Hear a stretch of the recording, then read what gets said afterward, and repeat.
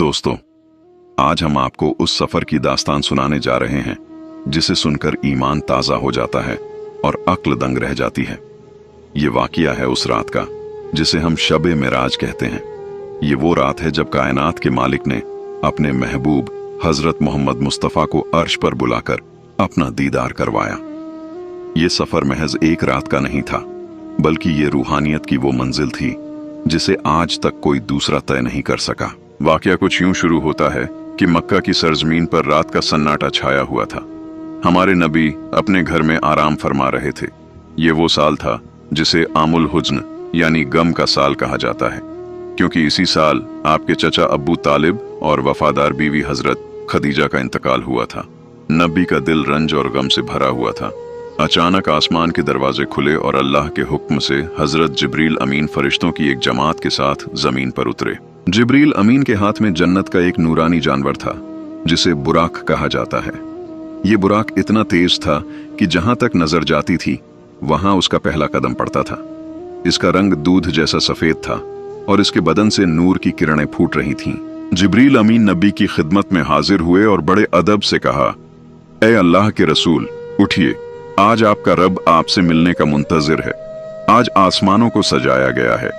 आज हूरें और फरिश्ते आपके इस्तकबाल के लिए कतारों में खड़े हैं। नबी बेदार हुए। सबसे पहले फरिश्तों ने आपका सीना मुबारक चाक किया और दिल को जमजम के पानी से धोकर हिकमत और नूर से भर दिया। ये वो रूहानी तैयारी थी जो इस महान सफर के लिए जरूरी थी। इसके बाद नबी बुराक पर सवार हुए। बुराक शुरू में थोड़ा सा झूमने लगा तो जिब्रील अमीन ने कहा, ए बुराक, क्या तुझे पता है कि तुझ पर कौन सवार है? तुझ पर आज वो हस्ती सवार है जो अल्लाह की तमाम मखलूक में सबसे अफजल है। ये सुनकर बुराक पसीने में शराबोर हो गया और बड़े अदब से खड़ा हो गया। सफर शुरू हुआ। बुराक बिजली की तेजी से मक्का की गलियों से बाहर निकला। रास्ते में जिब्रील अमीन ने नबी को कई मुकद्दस जगहों पर रुकने को कहा। सबसे पहले आप यसरिब यानी मदीना पहुंचे। जिब्रील ने कहा, यहां नमाज अदा कीजिए, क्योंकि ये वही जगह है जहां आप हिजरत करके आएंगे। नबी ने वहां 2 रकात नमाज पढ़ी।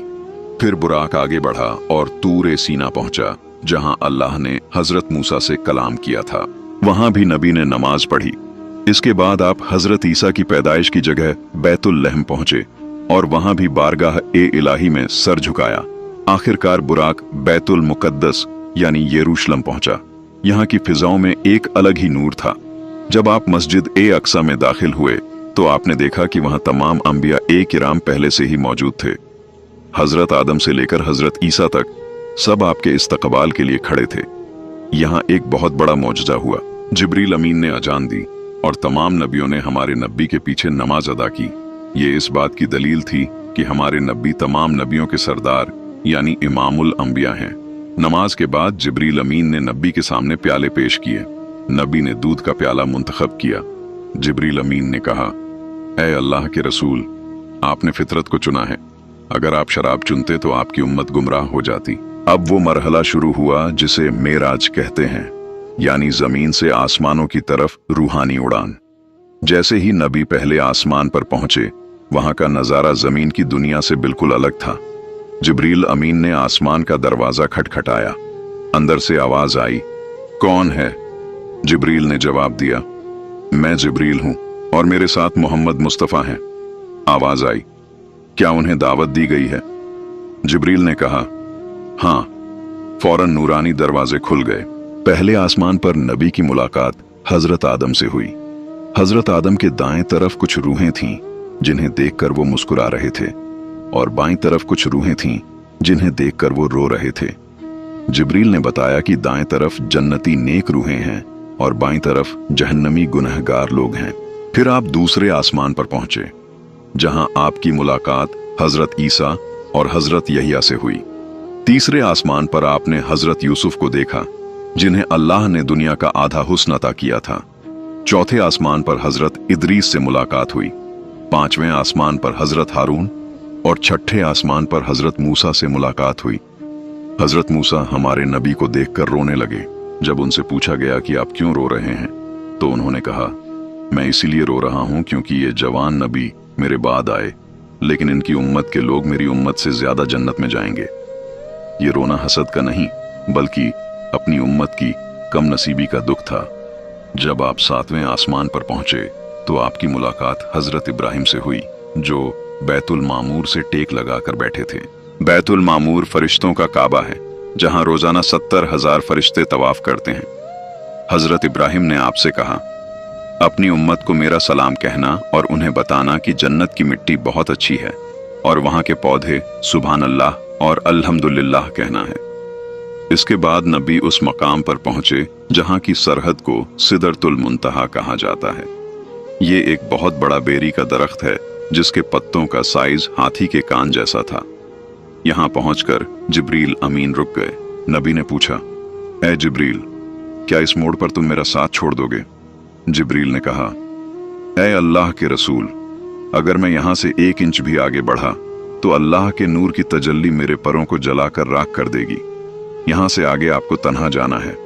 जिब्रील अमीन यहां अपनी असली सूरत में थे, जिनके 600 पर थे, लेकिन अल्लाह की अजमत के सामने वो भी बेबस थे। अब हमारे नबी उस मकाम पर थे जहां कायनात की कोई दूसरी मखलूक कभी नहीं पहुंच सकी। यहां हर तरफ नूर का समंदर था और खामोशी थी। नबी आगे बढ़ते गए, यहां तक कि आप अर्श के इतने करीब पहुंच गए कि जमीन और आसमान के तमाम पर्दे उठ गए। अब वो लम्हा आया जिसका इंतजार खुद अर्श कर रहा था। नबी और अल्लाह के बीच का फासला इतना कम रह गया जैसे 2 कमानों के बीच का फासला होता है। अल्लाह ने अपने महबूब को अपने करीब बुलाया और उनसे कलाम किया। नबी ने अल्लाह के हुजूर अपनी उम्मत की मगफिरत की दुआ की। अल्लाह ने अपने नबी को बहुत से राज बताए और उम्मत के लिए एक बहुत बड़ा तोहफा दिया। तोहफा था नमाज। शुरू में अल्लाह ने 50 वक्त की नमाजें फर्ज की थीं। नबी जब वापस आ रहे थे तो रास्ते में हजरत मूसा से मुलाकात हुई। हजरत मूसा ने कहा, आपकी उम्मत कमजोर है, वो 50 नमाजें नहीं पढ़ सकेगी। वापस जाइए और कमी की दरख्वास्त कीजिए। नबी बार बार अल्लाह के हुजूर गए और आखिर में नमाजें 5 वक्त की रह गईं। अल्लाह ने फरमाया, ऐ महबूब, नमाजें गिनती में 5 हैं, लेकिन जो इन्हें अदा करेगा उसे 50 का ही सवाब मिलेगा। इस सफर के दौरान नबी को जन्नत और जहन्नम की सैर भी कराई गई। आपने जन्नत की नेमतें देखीं, जहां नेक लोगों के लिए महलों और नूरानी नहरों का इंतजाम था। वहीं आपने जहन्नम के खौफनाक मंजर भी देखे। आपने देखा कि कुछ लोगों के सर पत्थरों से कुचले जा रहे हैं। जिब्रील ने बताया कि ये वो लोग हैं जो फर्ज नमाज में सुस्ती करते थे। आपने उन लोगों को देखा जिनके होंठ लोहे की कैंचियों से काटे जा रहे थे। बताया गया कि ये वो लोग हैं जो गीबत करते थे और लोगों के बीच फसाद फैलाते थे। आपने उन लोगों को देखा जो यतीमों का माल खाते थे। उनकी हालत देखकर रूह कांप जाए।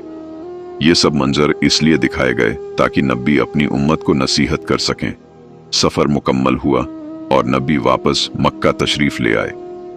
अभी रात का कुछ हिस्सा बाकी था और नबी का बिस्तर अभी तक गर्म था। सुबह हुई तो आपने लोगों को ये वाकिया सुनाया। मक्का के काफिरों ने आपका मजाक उड़ाना शुरू कर दिया। उन्होंने कहा, मक्का से यरूशलेम जाने में हफ्तों लगते हैं और आप कह रहे हैं कि आप एक रात में होकर आ गए।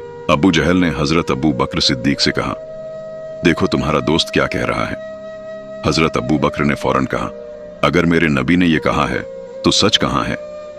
इसी सच की वजह से उन्हें सिद्दीक का लक़ब मिला। काफिरों ने नबी का इम्तिहान लेने के लिए मस्जिद ए अक्सा के बारे में सवाल पूछे। अल्लाह ने मस्जिद ए अक्सा का नक्शा नबी की आंखों के सामने कर दिया और आपने एक एक दीवार और दरवाजे का हाल बता दिया, जिसे सुनकर काफिर हैरान रह गए, लेकिन फिर भी ईमान न लाए। ये मेराज का वाकया हमें सिखाता है कि अल्लाह अपने बंदों पर कितना मेहरबान है और हमारे नबी का मकाम अल्लाह के नजदीक कितना ऊंचा है। नमाज वो मेराज है जो हर मोमिन को अल्लाह से मिलाती है। ये रूहानी सफर हमें सब्र, शुक्र और इबादत का सबक देता है। अल्लाह हमें इस वाकये से सच्ची नसीहत लेने की तौफीक अता फरमाए। आमीन।